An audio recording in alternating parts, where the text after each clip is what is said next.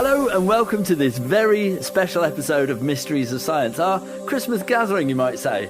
I'm Dan, the editor of Science+Nature, the monthly magazine from the team behind The Week Junior. And I'm Kieran, the features editor, and it has been quite the year, hasn't it, Dan? What a year it has been, yes. Our first episode of Mysteries of Science went live on April Fool's Day. Make of that what you will. And since then, we've enjoyed 15 different episodes, and we've covered everything from, dragons to dinosaurs, King Tut's curse, the mysterious placebo effect, and the brain-tingling sensations of ASMR. Yeah, and along the way, in every single episode, we've had the pleasure of speaking to so many different expert guests from all around the world. And we thought, seeing as it's Christmas and it's a time to reflect on the year that's been, we're going to revisit some of those interviews, our very favourites, with exclusive clips that we didn't include in the original podcast the first time round. Fantastic. It's just been such a difficult job to select just these 5 highlights from a whole year of mysteries, but we've done our very best. These are our favourite, best unheard moments of the podcast. And this is Mysteries of Science. We have to start with Larry Don, who appeared on the first episode. Oh, Larry! She was on the first episode of season 1. That was our Loch Ness Monster episode. And she came back in the first episode of season 2 as well, which was our Halloween special, which I absolutely loved making.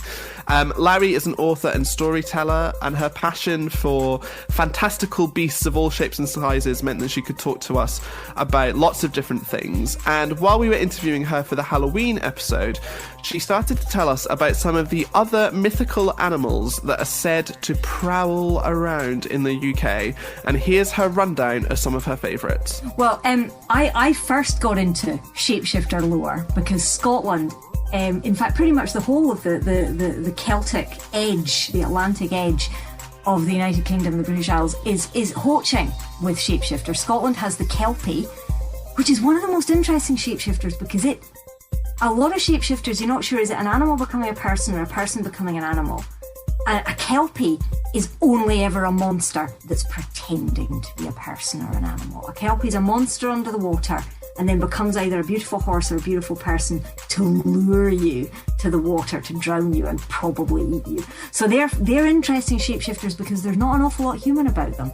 The other shapeshifter we have in Scotland, and a lot in Ireland as well, is the Selkie, which is a seal who, when they take their seal skin off, becomes human, and then they put the seal skin on again and they become a seal again. And that's an amazing combination of powers, because human on the land, you've got all the dancing, the being able to use your legs thing. I mean, seals are not that elegant on land, so a seal becoming a human makes a lot of sense. Then in the sea, seals are amazingly powerful. They can dive for absolute ages. You know, they don't have to surface that often. They're so elegant and beautiful and powerful in the water. If you look into a seal's eyes and the seal looks back at you, there's I was going to say wisdom, but that's us putting something on a seal. There's awareness, there's consideration. The seal is looking at you every bit as much as you're looking at the seal. The seal will be, I mean, I've had seals swim up to the shore to look at me.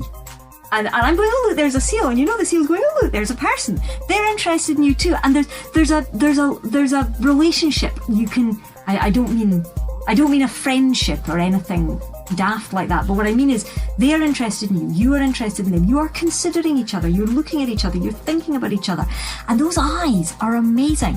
And looking into those eyes, you can easily see why people all down the coast have told stories about seals turning into human beings, because you can see that personality, that humanity is the wrong word to look at, but that consciousness and that personality inside the seal, that you can easily imagine that seal taking the seal skin off, stepping out and having a chat with you.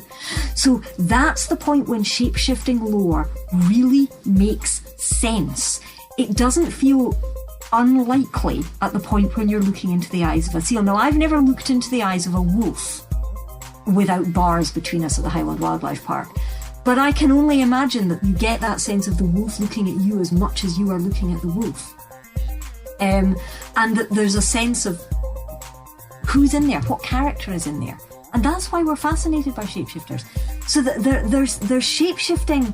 We don't have many werewolves in the United Kingdom, but we have selkies and kelpies, and we have people turning into birds and otters and hares to chase each other. Excellent stuff. Thank you so much, Larry. We love having Larry on Mysteries of Science, and she's brilliant at telling stories and painting pictures with words. And I think what our mysteries do best is they combine science with stories. So let's have a little bit of science, shall we, for this next clip? It comes from our Planet X episode. I don't know if you remember that one, Kieran. We spoke to Sophie Allen from the National Space Academy, and she took us on a journey through space, and we asked her what kit astronomers use to better understand the universe. Yeah, so planetarium are really excellent for giving you that perspective on our universe. So for anyone who's never been to one, planetarium is a bit like a movie theatre. It's a bit like going to the cinema, except the screen is 360 degrees around you, and it goes in a dome above you. And we have these special projectors that allow us to project the night sky, or to zoom in on planets or moons of our solar system, or, even potentially take a visit to a trans-Neptunian object like we're talking about. But the really key thing about it is that rather than just looking at a screen like you would if you were watching a TV show or a YouTube video or something like that, it's all around you. So it's almost as if you've been plonked in the middle of space and given your own little telescope eyes to start looking around. And the programs that we use in our planetarium allow us to, go through a list of all of the objects that we know in our solar system. We can take you on a tour of our solar system. We can take you on a tour of our galaxy. We can zoom you up to look down at our galaxy. And it is almost as if you are there but being moved around. And having that ability to look around in all directions, to see it as if you were there, to interact with it on that level while having one of our experts talking to you about it. It just gives you a different perspective, and it makes it feel, to me certainly, I've worked here for 12 years now, and I still sneak into a planetarium show whenever I can, because it does just give you that kind of really primal, I'm here and I'm looking at it feel. And so, those kind of situations are really good for giving you that idea of scale, giving you that idea of perspective. And so I find that planetariums are a fantastic introduction to our universe and to our solar system. So one of the things that astronomers do, while a lot of it is looking up at the sky, we also make models in computers of the solar system, of galaxies, of the universe. And the better computing power gets, the more powerful we can make these simulations, and the quicker we can run them. So we can get to the point where we can simulate, entire life cycles of a universe up to this point, changing ever such a few little bits in each simulation to see what happens then, to see what matches our data. Fascinating. Yeah, I just love sitting back in planetariums and enjoying the show. It makes me want to go to another one myself. What was your favourite episode, Bean? No, I absolutely love planetariums too. And talking of high flying, which I suppose going to space sort of is, it's a stretch. One of my favourite episodes, Dan, was all about dragons. I absolutely loved this because it had that mix, as you say, of science and stories. We had, real dinosaur studies compared with the brilliant How to Train Your Dragon author and the current children's laureate, Cressida Cowell. And she was talking all about sort of the inspiration for her dragons, and I just found it absolutely fascinating, and we weren't able to fit it all into the podcast, so here she is talking about where her love and enthusiasm for dragons originally comes from. It was from when I was a little girl. It sounds very unlikely, but the Isle of Burke in How to Train Your Dragon is a real place where I went from when I was a baby. My dad was a mad keen bird watcher. So even though his job was in London, every year from when I was a baby, we would be dropped off on this uninhabited island off the west coast of Scotland. An island so small that when you stood on the top of it, you could see sea all around you. We'd be dropped off by a local boatman and picked up again 2 weeks later. Nothing on the island. No houses, no electricity, no mobile phones back in the 1970s, so absolutely no way of contacting the outside world if something went wrong. So an amazing experience for a child. And from when I was 9, my dad had he bought a boat and he had a house built on the island. And so then we spent the whole summer there in this house with no electricity and no television. And that part of the world of Scotland was the first place the Vikings came to when they invaded Great Britain, and it was the last place they left. So real Vikings would have lived on that island and all the islands round about long ago, and Vikings believed that dragons really existed. And so there were lots of stories that my dad used to tell me by the firelight that were descended from Viking times about the dragons. And so I used to go looking in the caves for dragons, even when I was a little child, because Vikings thought that dragons were real. What a picture that Cressida paints. And I can see how she's ended up being an author of many brilliant dragon-related books. Such a thrill to have Cressida Cowell on our podcast. I'm reading her books to my little boy at the moment, and he is absolutely hooked. On this podcast, our guests are superbly passionate. I think they love their science, and they love getting their teeth into a mystery. In fact, I think some of them love mysteries so much they can't help but chat to us about all the other sort of strange science stories, even if they've got nothing to do with the topic we're meant to be discussing. Do you remember talking to Nicholas St. Fleur, who's a science writer who joined us for our Bermuda Triangle investigation, and he was telling us all about his favourite science mystery? Aliens definitely do pique my curiosity.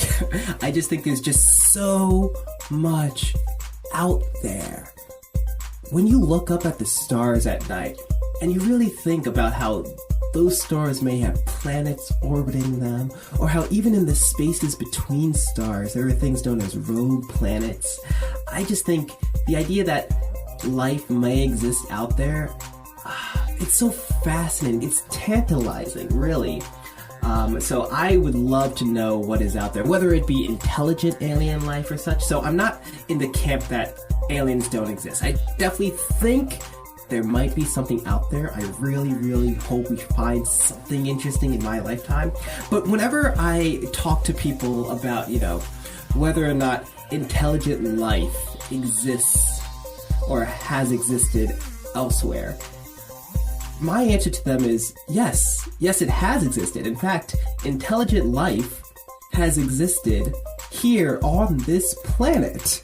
The only issue is that we, as Homo sapiens, either killed them all or intermingled with them. And you might be wondering to yourself, what are you talking about, Nick? I'm talking about Neanderthals.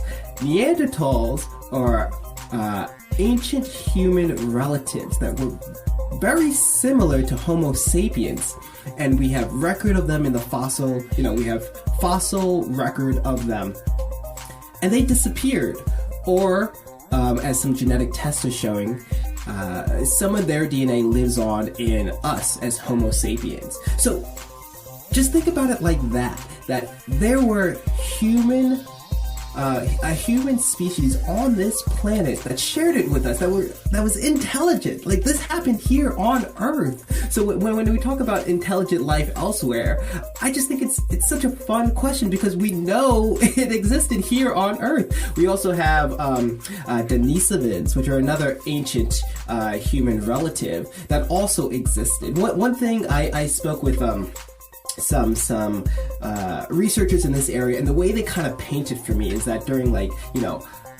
hundreds of thousands of years ago or so, that the way they put it is that, well, probably about tens of thousands to hundreds of thousands of years ago, the way they put it is that there used to be a Middle Earth here. By that they mean, how when we think about Lord of the Rings, we think about there being elves and hobbits and orcs and humans all living together. It was somewhat similar to that, in that we had Neanderthals living with Homo sapiens, living with Denisovans, and they were all intelligent. We have evidence that Neanderthals may have, hunted, had jewelry, may have even buried their dead. This is just, to me, it's so interesting that, intelligent life existed on this planet. So, yeah, one of the mysteries for me is just what intelligent life is like elsewhere in the universe. You know what, Kieran? We're definitely going to have to return to that mystery. It's just such a big question, big unanswered question. I'll add it to our to-do list, Dan. We've got so many good ones that we need to get to. But sadly, just one more clip in this episode of Mysteries of Science. And given that it's the holidays and lots of us are looking forward to some time relaxing with friends or with family, why don't we hop back to our Brain Tingles episode? This was an investigation into ASMR, which is Autonomous Sensory Meridian Response. And that's a phenomenon where some people experience tingles, the sort of a crinkly feeling in their mind when they listen to certain sounds, or if people are making very familiar and sort of repetitive movements as well. And Craig Richard, who both studies and creates ASMR videos, joined us, and we asked him whether he thought ASMR was really a form of art as well as science. Right, or is it vice versa? So is it art expressing as science, or is it science expressing as art? It's really, you can't answer that question, because ultimately those are just labels for experiences. If I look at something and I think of it scientifically, that's just my experience of it. If someone else looks at something, say a sculpture, you can look at a sculpture and appreciate the emotion that it's evoking in you, or you can look at it and wonder what exact tools were used to create that sculpture. So that experience is very idiosyncratic. It's dependent upon the individual. So it is interesting. Ultimately, yes. I guess my short answer is yes to what you're saying. That these ASMR videos are in some ways, these artistic productions. But a lot of these artists are also purposely creating them because they know it helps the viewers to relax, to fall asleep more easily. And the viewers are telling them that this helps me with my depression, this helps me with my anxiety. So there is this very rational reason a lot of them are creating it. But then when you look at the artistic creativity in a lot of these videos, they're very impressive. And these are a blend of artists, because I do refer to them as ASMR artists, and they refer to that as themselves.